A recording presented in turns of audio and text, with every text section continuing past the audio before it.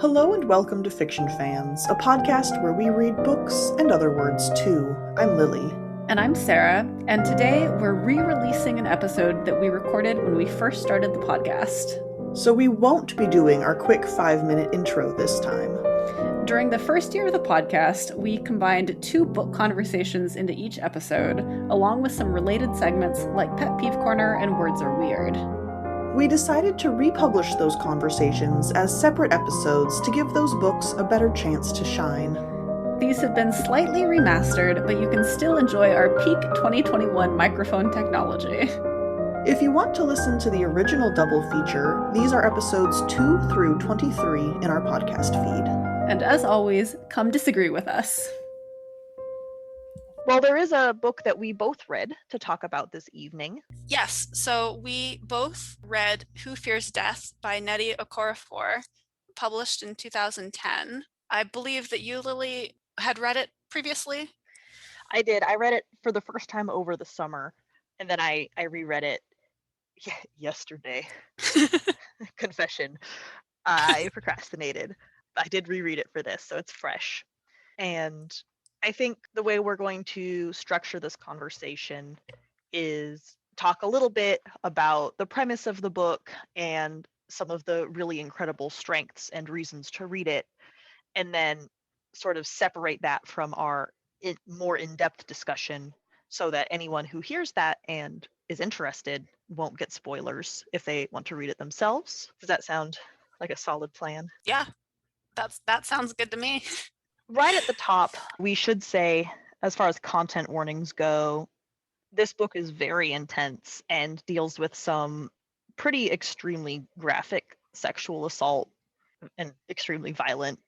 And it's, well, yeah. If that's not something you need in your life to hear about in your life right now, I understand. Skip forward to whatever time we're done talking about this. I'll put something here. But all that being said, this book is it's such a satisfying read. Like, the end hits you so emotionally that even though it's such an intense ride, by the end I don't want to say makes it worth it, because the whole thing is good, but it's not one of those books where everything is awful and terrible and then you finish reading it and you just feel like shit. Yes. You know what I mean? Like, it doesn't do that. Yeah. There are low points, but I didn't know what I was getting into when I started the book. So I was very surprised at some of the very graphic rape and then the vaginal mutilation that occurs. This book had been sitting on my I bought this book probably 2014, and it has been sitting on my TBR list since then. And I've always meant to read it and just never got around to it.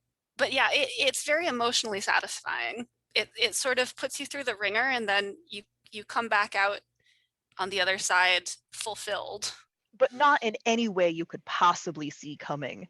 So other than the absolutely intense wild ride that is the plot, one of the other very cool things about this book that we can talk about without spoiling anything is the very neat setting.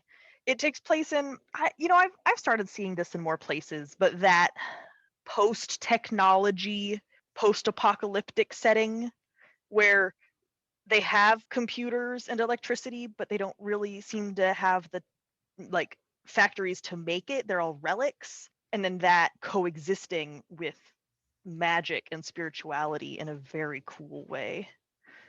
Yeah, I mean, I wouldn't necessarily say that they don't, in this book, that they don't have the capabilities to create technology. Clearly, they have some sort of technologies that we don't have, but it's not a focus of the book. And if those technologies do still exist, it's not something that exists in the immediate vicinity of Onyesonwu. Like you said, that's not really the focus of the book. That's just a quirk of the setting that they exist in. Yeah. And it doesn't really go into it very deeply, but you still get a very vivid sense of where these people live. Yeah, I think Okorafor does a really good job at making you feel the setting. Like, you know these people and you know where they live, and that's a skill that not everyone has, especially in 400 pages. Yeah. Only 400 pages. I just checked the back of the book to see how much. I feel like anything on the back of the book is fair game for not spoilers. Yes. Yes. So as we sort of alluded to earlier, the main character, Onyesonwu, is the child of rape. It's a result of a generational-long conflict between two ethnic groups in this region. All of that is to say, if you do have, how do you phrase, like, the emotional energy to deal with the highs and lows of this book, that sounds too dramatic. Well, if you are in a place mentally where you can read about some really graphic things, then this book is really worth it. But if that's not for you right now, then you do what you need to do. I mean, I cried both times I read this book. Actually, I didn't cry that much in this book, and I'm normally a big crier when I read, which is not to say that I didn't find this book emotional or emotionally taxing. Like, it definitely hits you, and it hit me, but I just didn't, there weren't tears. For me, it wasn't a tear book. It's just devastating. It's devastating in a good way. I feel like that's fair to say. I think so. Like, it's harsh. It's not an easy read, but it's worth it. Yeah. This episode of Fiction Fans is brought to you by Fiction Fans. That's us. We really appreciate our patrons because otherwise we fund this podcast entirely ourselves. Patrons can find weekly bonus content, monthly exclusive episodes, and they have free access to our biannual zine, Solsticia. You can find all of that and more at patreon.com/fictionfanspod. Thank you for all of your support. The remainder of this episode contains spoilers. Onyesonwu is one of those characters who is a fantastic character, and I love her, and I cannot stand the choice of... Actually, that's not fair. I do have to constantly remind myself how young she is in this book. Yeah, I mean, she's 20 at the end of it. She's 20 at the end of it. Through a lot of it, she's like 9. Yeah, I mean, there's definitely, like, she's young in it, but you kind of forget that because she goes through such harsh things. And it is told from her, it is for her adult self telling her life story. Yeah.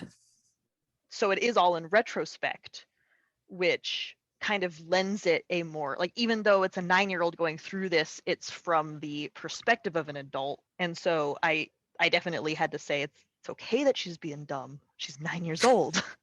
9-year-olds are allowed to be brats.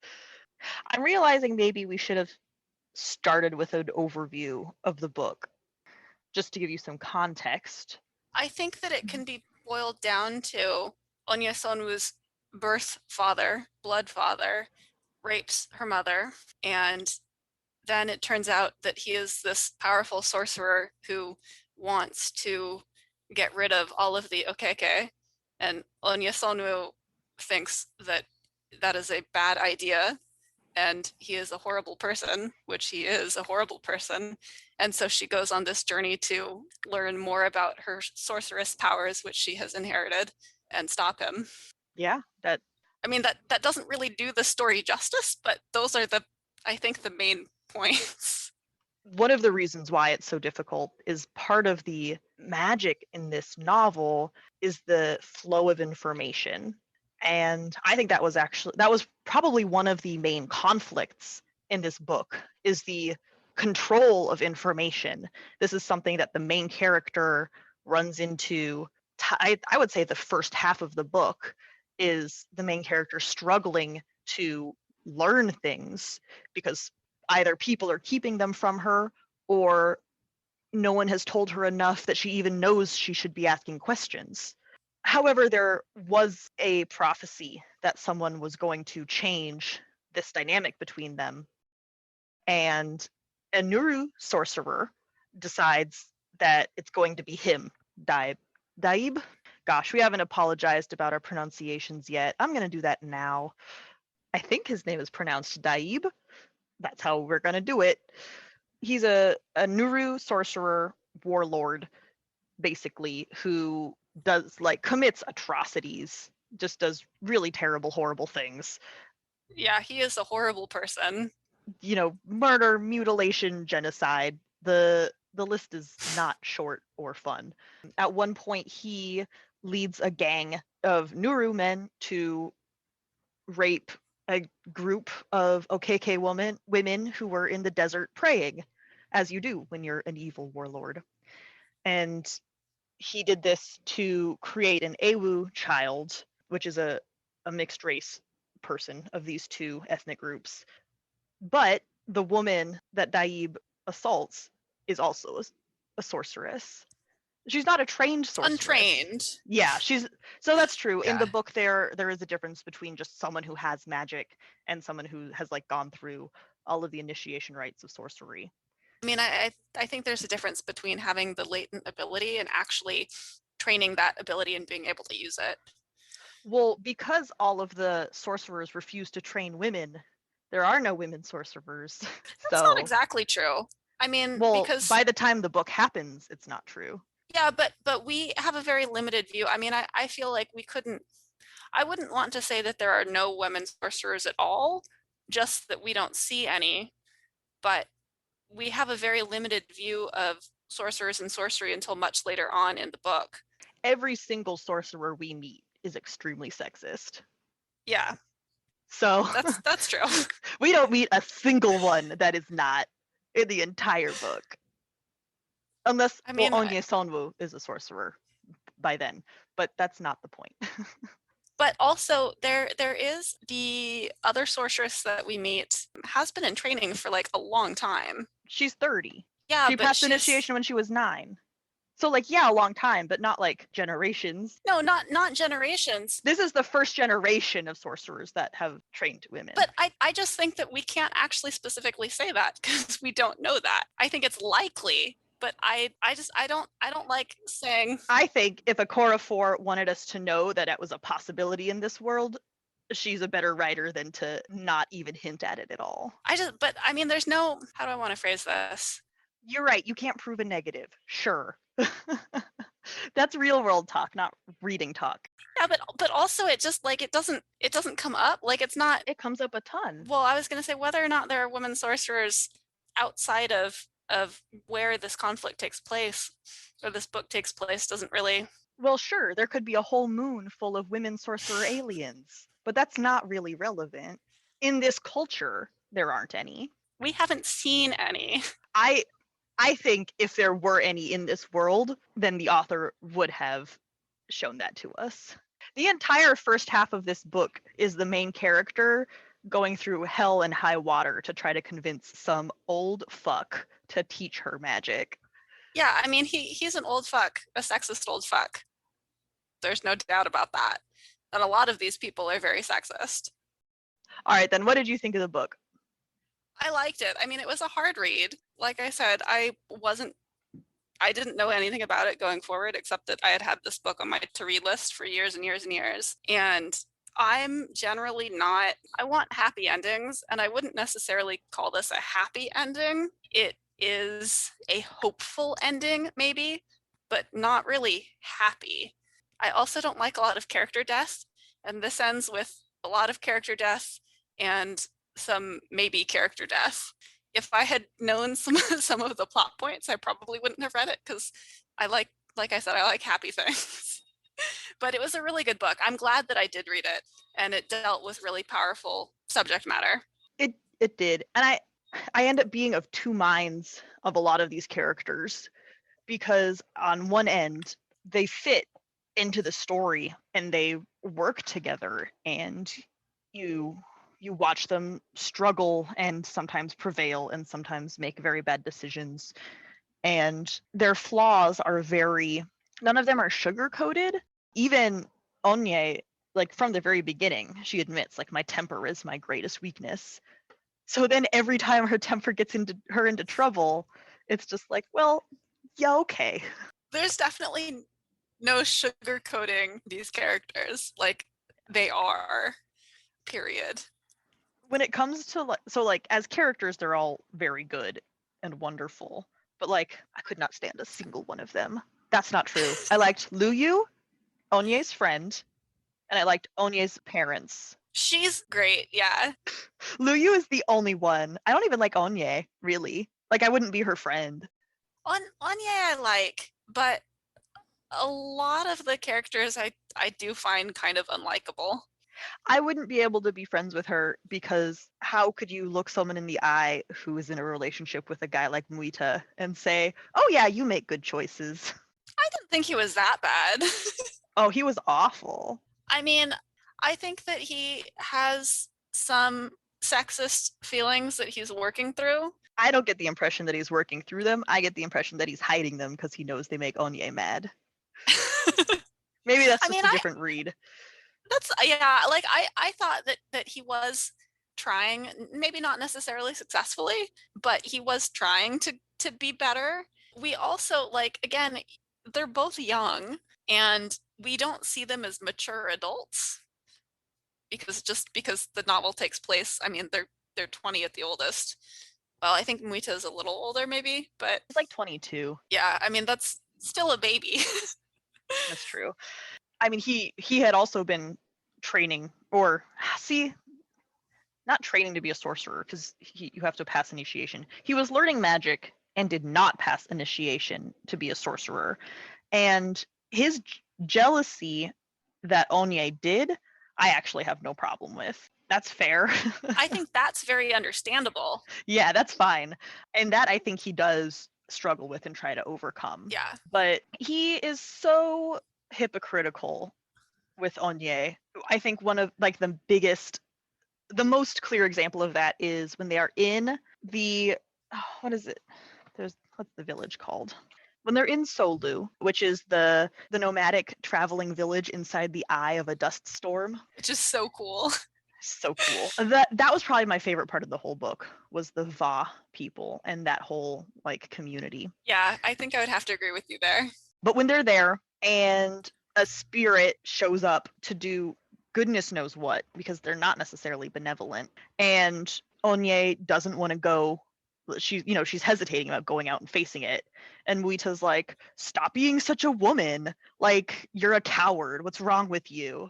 And then the second they both get out there, he's like, oh no, wait, no, don't go, what are you doing? Like, he's terrified. And it's like, yeah, you shithead. He goads her and calls her a coward anytime she hesitates, but anytime she doesn't hesitate, he calls her an emotional, irrational woman. There is no winning with him. Everything she does is wrong. At no point does he go like, yes, you made the right choice, good for you. All he does is bandage her up and complain about it the whole time.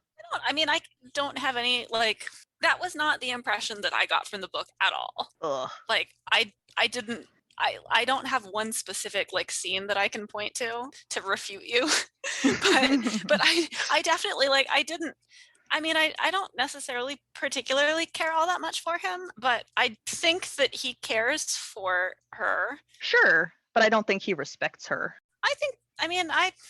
I disagree there. I think that he does respect her, but he's battling his feelings about the internalized sexism that he has that's been reinforced. That's not internalized. That's just sexism. Well, okay, that's just sexism. Yeah, you're right. but so he's battling the sexism that is, reinforced by the culture and by all of his mentors, and he's not always successful at it. I don't remember a single instance where he is not sexist towards her. But on the other hand, I couldn't tell you that, like, I wouldn't say that he's always sexist toward her. So, but you don't have proof that he wasn't. So that's true. I got more. I didn't make copious notes as I was reading. I should have, but I didn't. But all of that are like complaints on a like personhood level. Yeah, that's as a character he's very good. That's a completely different conversation. Yeah, that's separate. Because he is a very good foil for Onye, because he's also Ewu, but he was born from parents who loved each other, and so you have that like huge huge comparison. And then you also get just the way the characters balance each other out and move through the story is very well done. Yeah, I think that they're a very well-balanced pair. Have you ever had to look a friend in the eye and say, I would never date your boyfriend, but that's okay because I'm not the one doing it? Like, that's kind of how I feel. Like, I would shoot myself before I dated someone like him. So I do not understand what anyone could possibly see in him as a partner. But I'm not the one doing it, so I guess that's fine. Like, honey, if you want to sign yourself up for a lifetime of belittlement, you do you. Again, I don't think that he belittles her as much as you say that he does. He really does. Really, that is not what I got out of it. But also, I still probably would not want to date him either. Yeah, right? It reminds me a little bit of the relationship between DT, one of Onye's friends, and her fiance Fanasi. Their relationship starts when they're very, very young, and Fanasi gets super butthurt because all of the young women in the village are cursed to feel pain instead of pleasure sexually, right? That was one of the big things that happens when they're 11. Until they get married. The curse gets resolved when they get married. And so Fanasi gets mad at her and like won't speak to her for years because they were fooling around and she was in pain and he took that as an insult. And later on, as they leave the village with Onye and DT sort of discovers the world outside the village, her world is expanded. She meets other people. She's no longer cursed because Onye cures that for her friends. And she realizes suddenly that Fanasi is not her only choice. That's something Luyu said at the beginning. Luyu's my favorite character. I like Luyu a lot, yeah. She's fantastic. When the girls first find out the full consequences of the curse, Luyu says, "They make us feel only pain, so when our husbands first touch us, we will think they're gods." Or something like that. That's not quite right. The only boy that's ever nice to Onye is Muita. Of course she's going to fall in love with him. Literally the only person in the whole world who's nice to you. That's not a relationship of love. That is like Stockholm syndrome. That's not fair. It's not Stockholm syndrome. He's not keeping her there. But yeah, I mean, it's not like she chose him out of multiple options.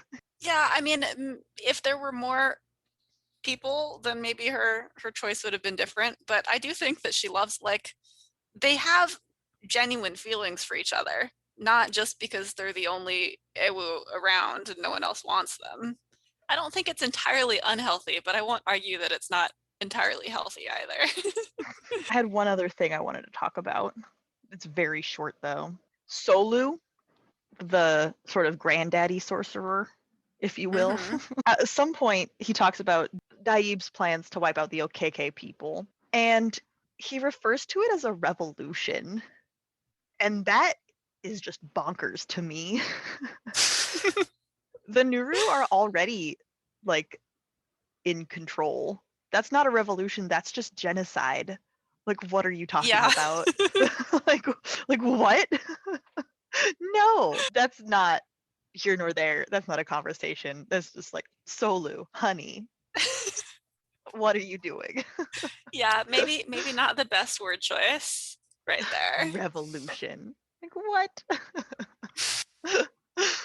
I think my favorite part of the whole book was, oh man, is his name Solu and the village named Solu? No, they're not the same. I think I wrote it down. I might have written it down wrong. I really don't think they're the same. Well, one has more S's in it, which is why I didn't realize it until just now. But yeah, it's the same, right? Oops. Not oops. I'm probably pronouncing one of them wrong, is really what that means. The nomadic tribe called Solu is definitely my favorite part of the book. Yeah, I think that's my favorite part too. Partially because I feel like that's the happiest part. I was gonna say, it's just nice. Yeah. They're also so cool. Oh my god. Yeah. Yeah, I would love to explore just their tribe more. I think that would be a really interesting world building book to see more of them. A huge polyamorous tribe that lives in the center of a miles-long dust storm is the coolest thing. I don't want It's to. very cool. I just want to live there. Like, Yes. I mean, sure, a book is as close as I'll get, but that's the coolest thing ever. And I just love the image of all the little kids just running around and eating a meal with whoever is the closest. Yeah, it's very congenial. And then also, like you said, it's the happiest. This is the Yeah. first society that hasn't been cruel to Onye. There's been people, of course, but as far as like an actual group, I think they're the only ones. Okay, you're telling me you didn't cry when Onye, at the very end of the book, it's the climax. Onye is about to rewrite not only the future, but all of history and completely change the world. And they're on this little island and they're surrounded by people coming to attack them. They're like, on boats, they're coming for them. We just had this crazy chase. And Luyu says, "You go. Like, I'll hold Like them off." That didn't make you that's cry? that's the closest I came. There might have been one or two tears, but it wasn't like an outpouring of tears. Oh, I mean, I wasn't sobbing, but there was. No, but I sob at books, and I didn't sob at this one. I feel like this book, it was like a quiet sort of introspective book. Pain.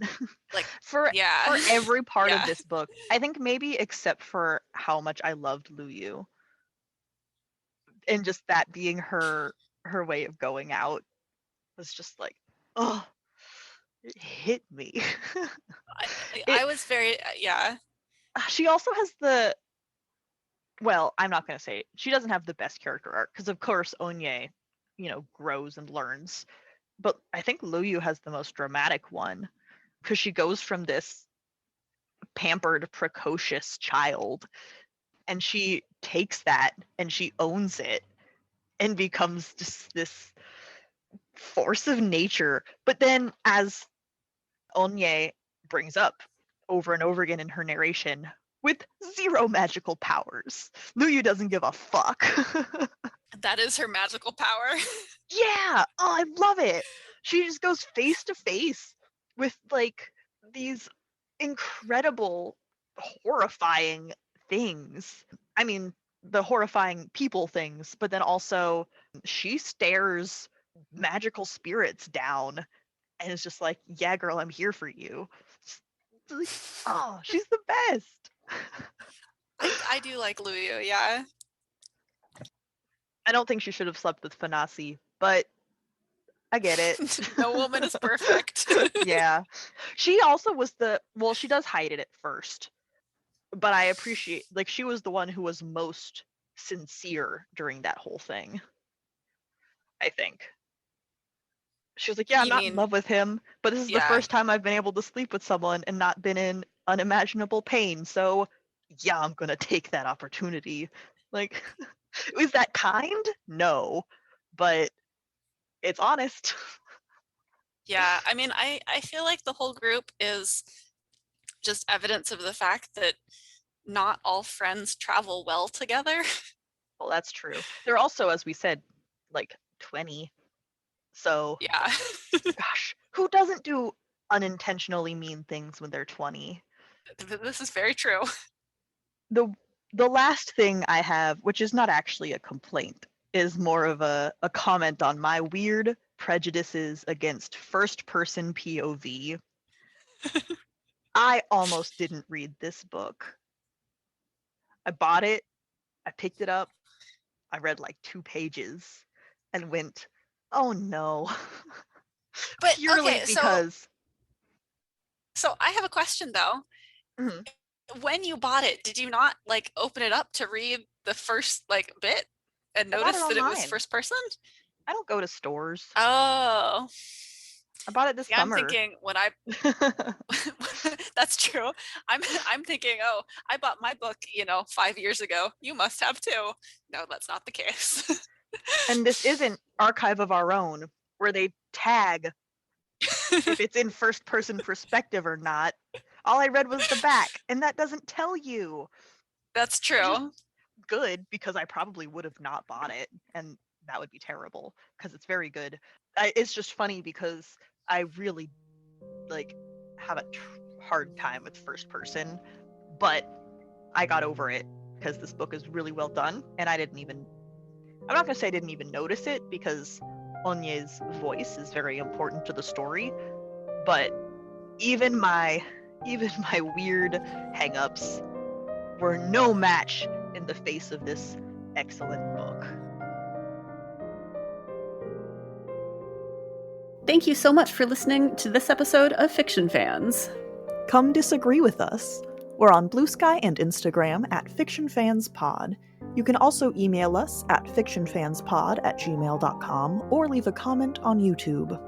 If you enjoyed the episode, please rate and review on Spotify and Apple Podcasts, and follow us wherever your podcasts live.